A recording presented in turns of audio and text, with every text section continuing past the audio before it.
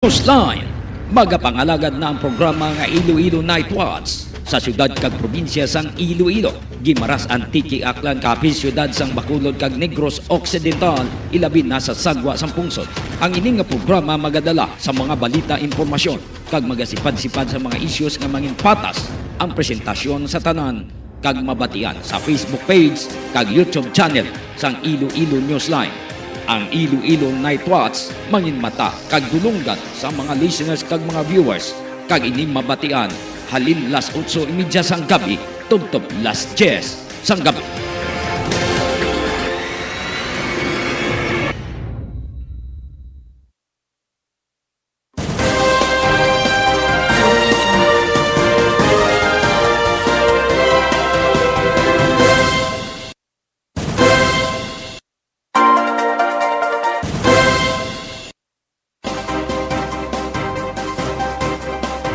Mayong gabi banwa, mayong gabi sa atong mga listeners kag mga viewers. Kumusta na kamo mga ka-newsline, nagapamati na kamo sa atong pagwaragwag. Medyo late kita sa pagdala sa mga informasyon, mga balita nga aton natipon upod sa atong mga ka-newsline. Sa atong mga listeners sa abroad, kumusta kamo? Pa nga okay lang kamo tanan. Kabay pa nga wala sang problema. Kagabay pa nga nakapanyapo na kamo tanan.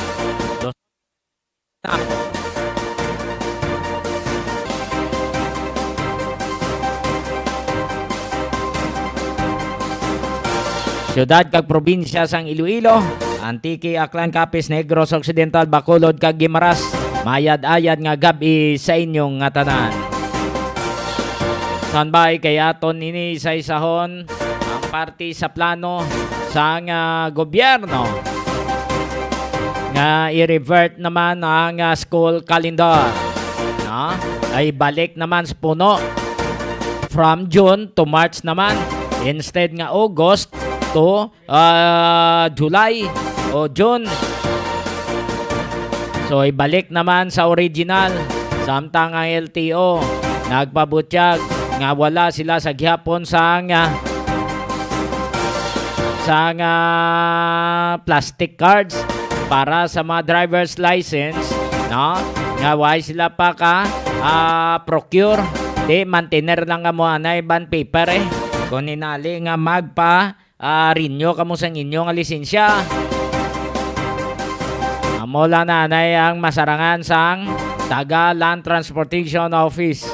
Sa pihak nga bahin ginamat-amat na repatriate ang mga Pinoy nga didto sa Sudan. Madamo ang nagawangal to, madamo ang nagasinggitan nga kung mahimo buligan sila sang gobyerno para ma-repatriate nga hindi sila mabutang sa langalang, hindi sila mabutang sa disgrasya sa civil war nga nagapadayon ng civil war dito sa Sudan.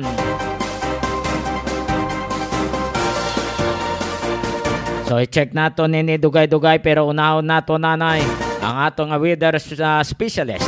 Ibalonta ang aton nga local pag-asa, sitwasyon sa panahon buwas nga adlaw. Palihog standby sa atong mga listeners. Iloilo Newsline Weather Update. Engineer John Baron, sir. Mayong gabi. Si ka-Newsline Johnny Diaz. Yes, sir. May gabi and happy Wednesday sa aton mga tagpalamati. Amni aton latest weather updates sining adlaw, April 26, 2023. Base sa aton latest analysis, wala man ta magina-monitor nga LPA or bagyo sa sulod sa aton nga Philippine Area of Responsibility. Samtang ining easterlies or ining mainit nga hangin nga halin sa dagat Pasipiko, amo ning padayon nga nagaapekto sa Visayas kag Mindanao. Samtang diri naman sa aton sa Western Visayas, generally maging fair weather kita sa buong gabi. Expect lang mga isolated nga mga pagulan, pangilat kag panaguhob, dalasang mga localized thunderstorms. Kada sigon sang hangin nga nag-apekto sa Western Visayas, mahina tubtob baganaga halin amiya sidlangan, tubtob na sidlangan, nga amo ni magadala sang makanay tubtob kasarangan nga mga balod sa aton kadagatan. Forecast temperature naton 26 to 32 degrees Celsius. Aton adlaw nagtunod 6:01 kay na lang sang hapon kag magabutlak ini 5:33 buwas sa aga. Kagaman natin latest weather update calendar sa Iloilo Doppler Radar Station. Ako si John Baron Maramugid nga salamat. Engineer John Baron, subong nga si Mana, daway kita sa may nasiplatan nga mga weather disturbance nga nagahana nga magasulod sa atong nga par. Yes sir, sa subong sa base sa ating latest analysis no, may wala ta subong LPA or bagyo nga ginamonitor no, although gina-expect nato no over the weekend masaka ang aton nga ITCZ no nga amo ni magadala sa mga pagulan-ulan sa may eastern sections ang Visayas kag Mindanao. So may possibility man ano once nga magsaka ng aton nga ITZZ or mong ginatawag tang intertropical convergence zone, may chance nga may development kita sa LPA. Isi. So buwas mainit sa gyapon ang ato nga mabatyagan sa syudad kag probinsya sang Iloilo. Yes sir, sakto na. Sa base sa aton nga extended weather outlook no, same weather condition no, mainit na naman kag mapaang gyapon ang aton nga panyempo, especially sa udto ko sa hapon. So make sure gid nga may balon kita nga tubig kag kung may katuan kita, may balon kita no nga payong. And then po no expect aton mga localized nga mga thunderstorms nga usually nagatuhaw sa hapon or sa kagabihon. Okay. Engineer John Baron sir, madamo nga salamat kag maayong gabi. Yes sir, salamat and may gabi sa tanan. Iloilo Newsline Weather Update. Madamo nga salamat sa atong local pag-asa kay ni ginadulong sa inyo sa Pinang sa Flower Shop. Pinang sa Flower Shop nahamtang sa Isnar City proper sa tabok lang sang Iloilo Central Market. Pwede ka mo makabakal dira sa mga matahom nga mabulak kay Mr. and Mrs. Cyril Tacosalme. Pwede man ka mo nga makatawag sila makapatigana. Aring number nila 0916-786-8896 0916-786-8896 Pinangs Flower Shop.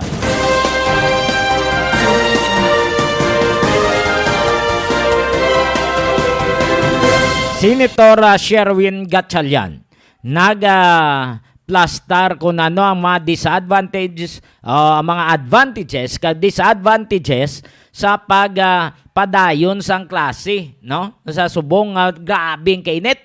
No? Ang umpisa August, tubtob sa June 30 kag ay kumparar abi no sa nagligad to nga June to March di daw dako gid kuno ang disbentaha ko namo ini nga mga calendar of activities ang aton nga sundon di tanawa subong pamahulay ang mga kabataan, ang mga estudyante nagapamahulay hasta mga manunudlo, nagahimo na lang pamagi nga mag-lecture, maghiwat sang ila klase sa dalom sang puno sang kahoy.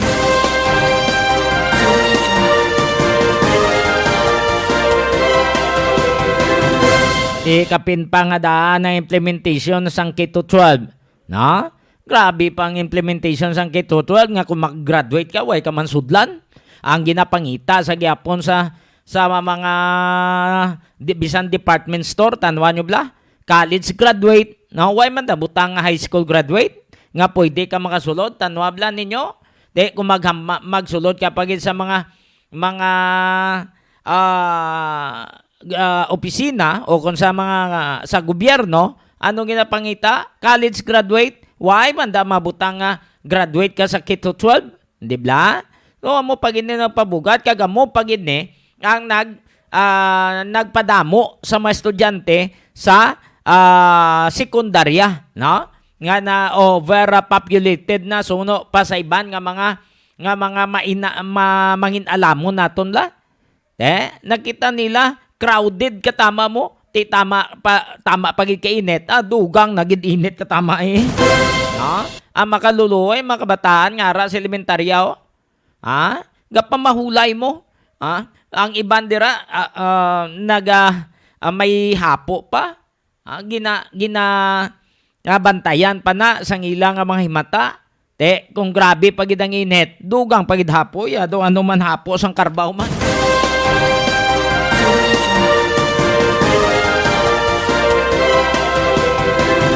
So kabay pa nga maaksyonan nini, kabay pa nga maplastar ang kalendar of activities ni. yari si Senator Sherwin Gatchalian sa pagtalakay sang sini nga problema sa aton nga mga manunodlo kag mga estudyante. Aside from because you're not going to change it overnight. No? There's adverse effects to that. But there are advantages going back to our original school calendar, meaning our summer breaks are in the month of April and May. Number one, normally those months we have fair weather, and children can bond with their family. It's important for children also not to just go to school, but also have social time with their family, social time with their friends, go out and play. These are very important aspects in the growth of the child. Number two, during hot weathers like this, children can stay at home. No, they're not mandated to go out and do outdoor activities. They can actually just stay at home with their families. So they have that flexibility to stay at home and go out. And we also have the third reason is we have to remember that every 3 years we have the election process, which is on the month of May. No, and during the election process, our schools are being used as voting centers. Our teachers are being trained to conduct elections, and if we have classes during that month, our teachers cannot act and perform as election officers during election periods. And what do you make out of the DepEd's suggestion or rebuttal that instead of reverting back to the June to March calendar, they can simply hold blended learning if the environment is not conducive to learning?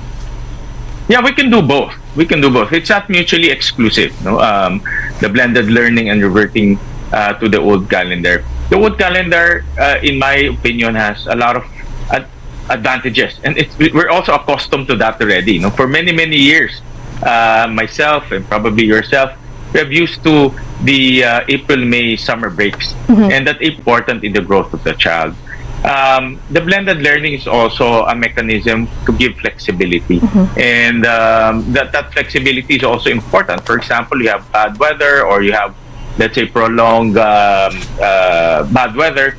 Student can continue to learn at home by using technology.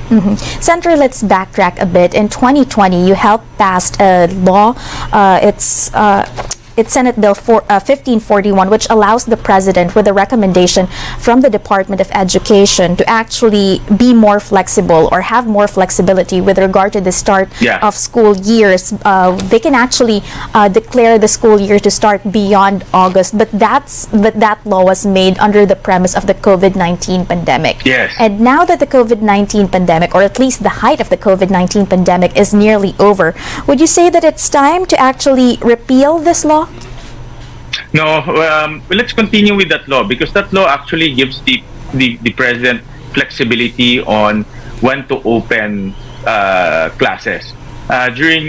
Before that law, they're mandated to open classes not later than July. No, but we all know that in 2020, school opened as late as October. No, because of the pandemic, because everyone was still scrambling on how to open schools. In fact, when we opened school, it was using the self-learning modules, no? Meaning students were learning at home. So let's keep that law, because we never know. We will never know what can happen. You know, another pandemic, hopefully not, no? But another pandemic might happen, or a prolonged typhoon might happen, and we should give the president the flexibility to dictate when to open school safely. And what about RA 7797, which actually limits the school calendar to range between 200 days and 220 days? There have been calls to actually reconsider this, considering the effects of climate change as well as financial difficulties due to the pandemic. Would you say that it is about time to revisit this existing law? No, I think the 200 days should be the minimum. We have to remember that not everyone has the luxury of internet and gadgets at home. So many of our students go to school physically. No? And if you reduce the number of days, the number of physical appearance to the school will also be reduced. And we cannot just use technology, to compensate for that reduction of number of days, because not everyone has technology. So it should be the minimum. And in my opinion, our principals has the flexibility to move the 200 days. For example, there's a typhoon and there's 1 week you don't have classes. Our principals has that flexibility and mandate to push it back, so that we complete the 200 days. That's a minimum standard that we need to fulfill in order to make sure that our children are learning properly and they're exposed to our schools on a minimum standard. For the benefit of our viewers, aside from being this chairman of the Senate Committee on Education, Senator Gatchalian also heads the Ways and Means Committee of the Senate, if I'm correct. With that being said, sir, you earlier issued a call for Filipinos in Sudan to actually contact the embassy immediately. Right now, the Philippine government is set to provide $200 for each Filipino crossing the Sudan border. Would you say that the Philippines has enough funds to actually increase that amount, considering that realistically $200 would not be enough for an evacuee in that part of the world? Yeah. Well, first of all, our embassy in the African continent should be on high alert, and we have approximately about 1,000 OFWs in Sudan or around that area, and the nearest embassy is Cairo. So the most logical thing to do is to go to Cairo, seek refuge there, and eventually be repatriated back to the Philippines. I looked at the budget. There are about 3 billion pesos in various offices that can be used to repatriate Filipinos. So we have funds. I don't think funds will be the issue. The issue here is the safety of our OFWs moving from Sudan to Cairo and also reaching out to them, because I understand that telecommunication is also quite a challenge in that area. Logistics is also a challenge when it comes to moving, moving Filipinos from Khartoum.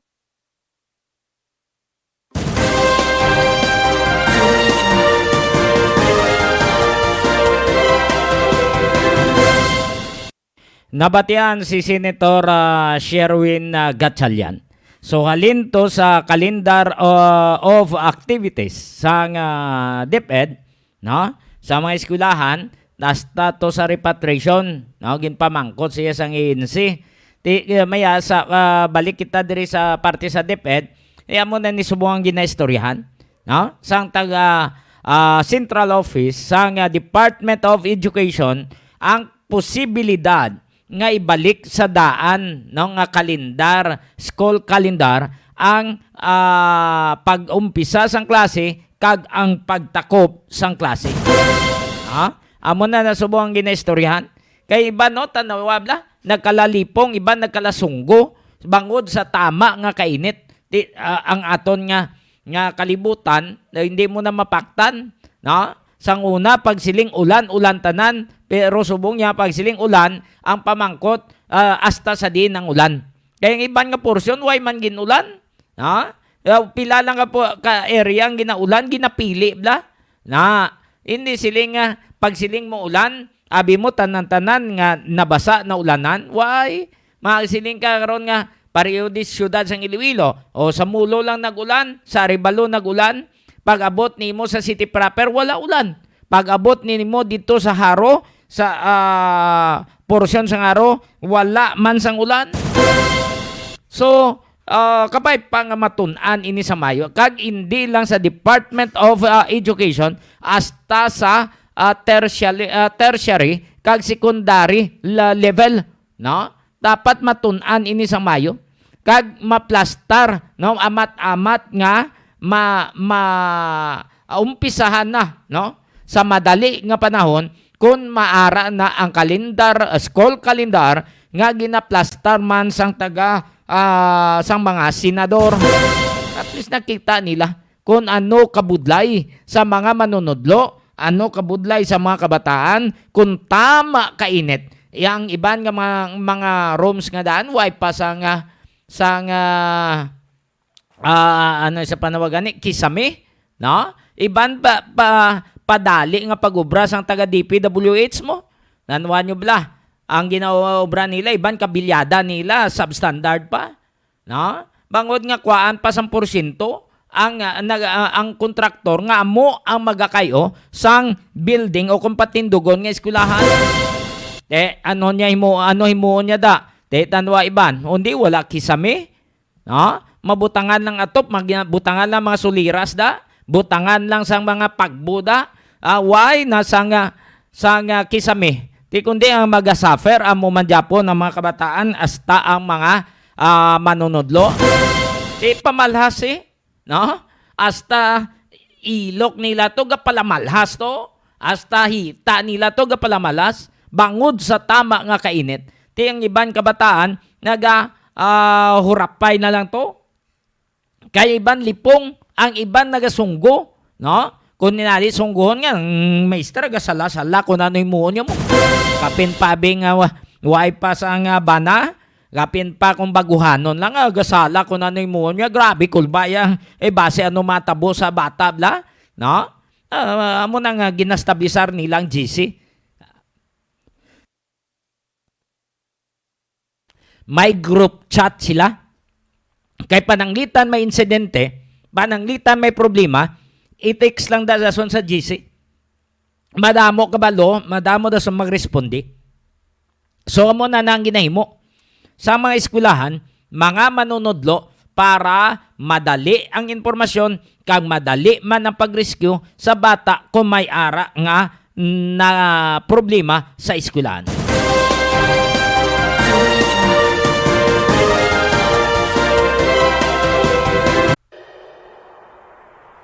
When we first arrived, we said we'd be more. And we were. We said we'd give you more. And we did. We even sourced 100% of our electricity from renewable energy, all while having the lowest rates in the country. But wait, no, that's not enough. This year, we're going to do more. It means more upgrades. More trees, more mangroves, more fingerlings, more crops, and more fruits. More of her, more of him, more of you, more of us, more of her, him, you, and us, making this world a better place for them. More power is going to do more, because with more power comes great sustainability.